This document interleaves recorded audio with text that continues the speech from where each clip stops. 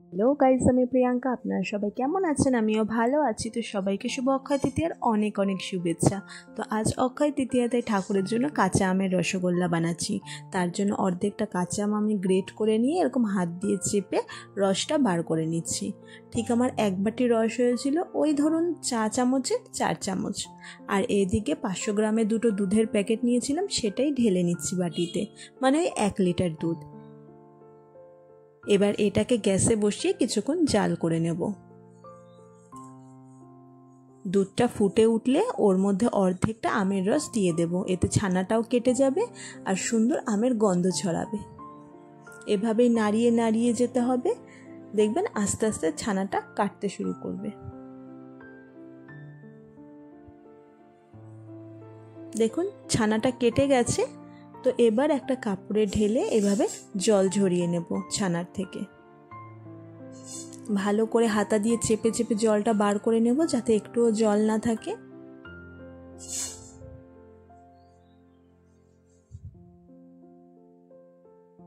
জলটা বার করে নিয়ে এবার একটা পাত্রে ছানাটাকে বার করে নেব। এবার হাত দিয়ে প্রেস করে ছানাটাকে ঝরিয়ে নেব।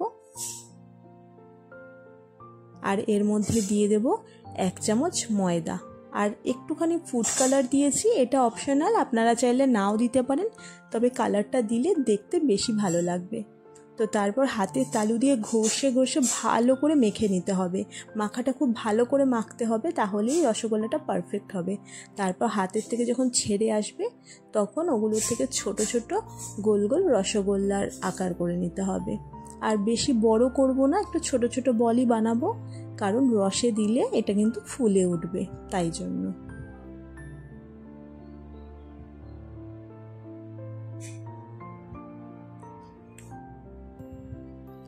তো সবগুলো আমার বানানো হয়ে গেছে। এবার গ্যাসে একটা কড়াই বসিয়ে তাতে 1 বাটি চিনি আর সেই বাটি মেপে আমি 2 বাটি জল দিলাম। এটা মেপে দিতে হবে, মানে যতটা চিনি তার ডবল জল। আর বাকি আমের রসটুকুনিও দিয়ে দিলাম।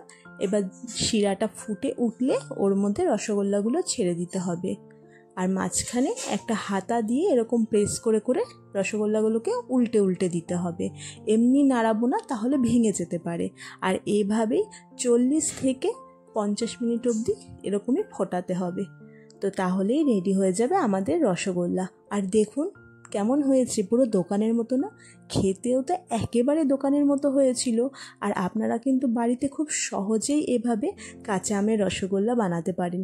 তো দেরি না করে এই কাঁচা আমের সিজনে ঝটপট বানিয়ে ফেলুন এরকম সুস্বাদু কাঁচা আমের রসগোল্লা।